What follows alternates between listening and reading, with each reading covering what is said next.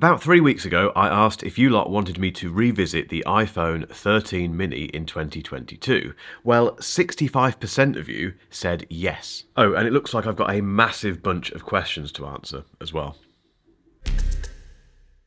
If you've got money burning a hole in your pocket for this phone and it's been burning a hole in your pocket for quite a while, just go and buy it. Honestly, you can stop watching this video now, no hard feelings. Perhaps just give me a like just to say thanks, but there's no need to wait around. It is a brilliant phone still in 2022. I've been waxing lyrical about this thing for the last 12 months. I've called it my favourite ever iPhone, the best iPhone Apple has ever made, and the good news is I still hold all of those beliefs. And the best news is, even though we didn't get that iPhone 14 mini, we can still buy a brand new iPhone 13 mini from Apple, and there are some fantastic second-hand prices to be had as well. So, is the iPhone 13 mini still worth it in 2022?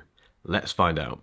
Right, let's start with the pricing for the iPhone 13 mini. So at the moment, Apple retails the iPhone 13 mini for £649 in the UK, and that gets you the 128GB version, which is the version that I have here, whereas the 256GB and 512GB versions cost £759 and £979 respectively. I've done some research, and the pricing for the iPhone 13 mini on the second-hand market does vary quite a bit, but you can expect to pay anywhere between 470 to about 580 quid, depending on the condition. These prices do place this phone well outside of the flagship zone, and I think 649 quid for the base spec version, brand new, is a bit of a bargain. I've always thought that about the iPhone 13 mini, particularly when you consider that this phone is only £150 more than the iPhone SE, which has got that old, decrepit design, a rubbish camera, and it's just nothing like this phone. So, once again, if you have that money burning a hole in your pocket,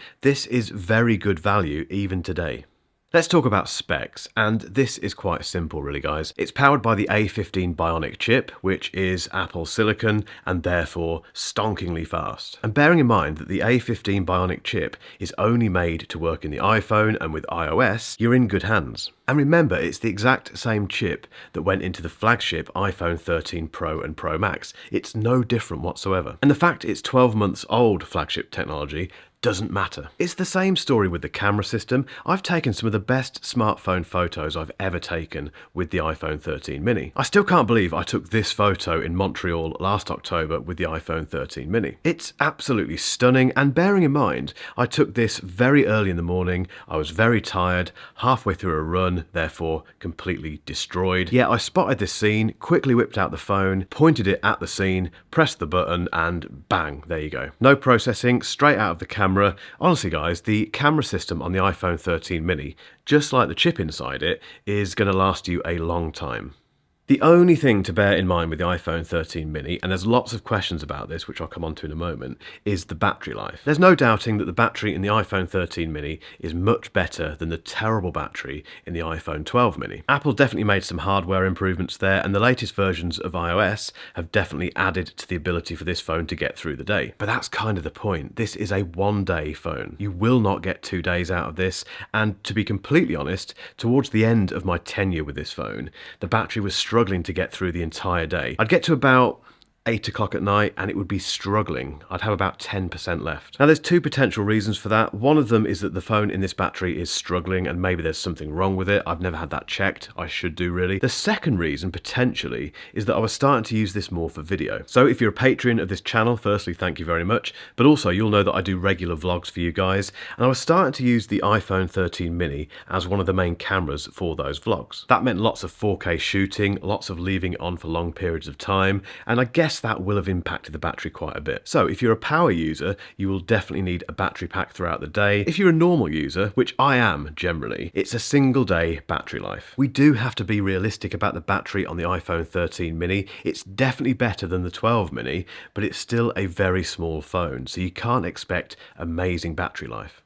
Let's talk about the form factor. Now, regular viewers will know that I've recently switched to the iPhone 14 Pro Max, which is a much bigger phone than the iPhone 13 mini. And it's amazing how quickly you get used to this form factor, but I do miss the size of this. And when I retrieved this from its drawer to do this review, I was reminded about how lovely the size of the iPhone 13 mini is. It's just so convenient. It's the best one-handed phone I've ever used. You never really feel like you're going to drop it, although I have dropped mine twice. But regardless of that, there's no finger gymnastics like you have to do on the iPhone 14 Pro Max to reach certain parts of the screen. It goes in your trouser pocket perfectly. It goes in bags without any trouble at all. It's the most convenient iPhone Apple have ever made. And yes, you do give up the screen real estate for that, so it's lovely to have this great big screen on the iPhone 14 Pro Max, but it's a bit unwieldy. You can really feel it in your trousers. I don't always leave it in my trouser pocket because of that reason, but this was never an issue. So if you're fed up with carrying around massive phones like this,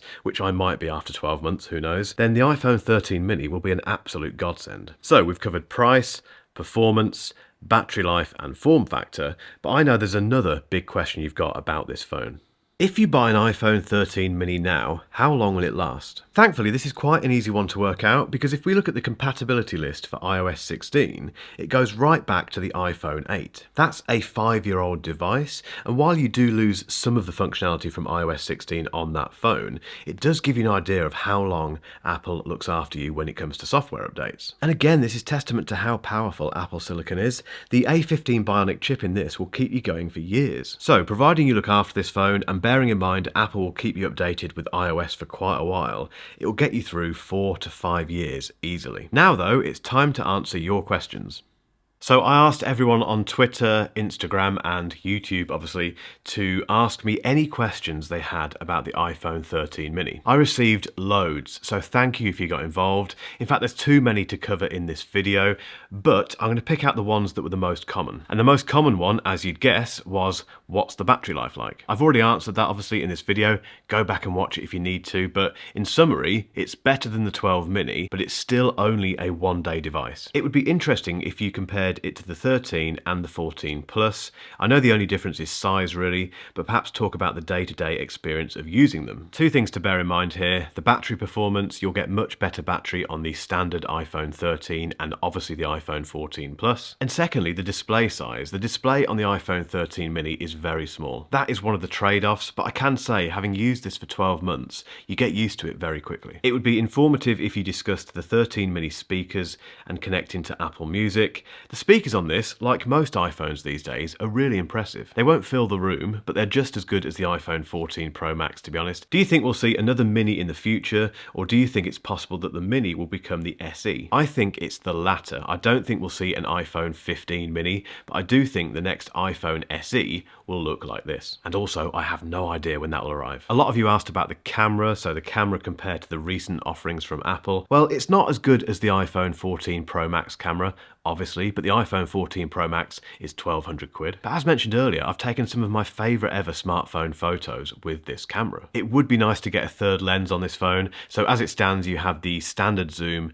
and the ultra wide, both very capable lenses, but you don't get the telephoto. Do you miss your 13 mini? Massively. Like I mentioned earlier, when I got this out the drawer, I wanted to start using it again straight away. And that's the problem with being a tech reviewer and being someone who covers Apple. I have to use the latest devices, so I don't really have a need for this these days. But if I wasn't a tech reviewer, I would still be using this phone. I would not have bought the iPhone 14 Pro Max at all. The champagne colour is awesome. I totally agree. Again, comparing this to the iPhone 14 Pro Max, I got the deep purple colour only because of the band Deep Purple. It was a stupid idea, but the colour compared to this champagne, basically white version, it doesn't compare. Is it worth the upgrade to a 13 mini from the 12 mini? Absolutely. I think the battery life improvements and also the camera improvements and the fact you're getting a newer chip as well makes it worthwhile. Is it a better option than the iPhone SE 2022? As mentioned earlier, yes. I think for the £150 extra you spend on this, it's such an upgrade. What's the reason behind the iPhone 13 mini frequent and significant warm-up? This was the first I'd heard of this. Apparently, people are having issues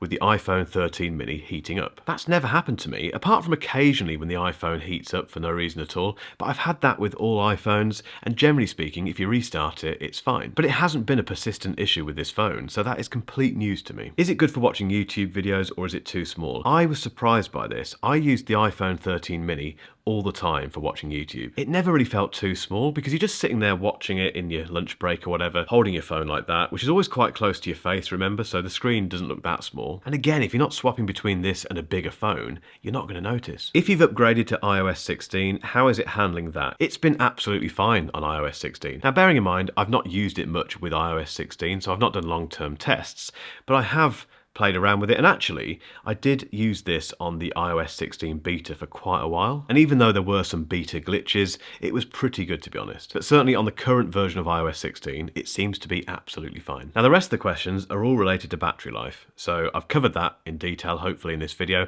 and hopefully the rest of this video has answered any of the questions that I haven't answered just now. If not, put your question in the comment section of this video and I'll do my best to get back to you. But again, thank you so much to everyone who asked those questions. Now, if you'd like to hear my updated thoughts on another mini product from Apple, the iPad Mini 6, keep watching for a link to a video I made recently where I give you my 12-month review.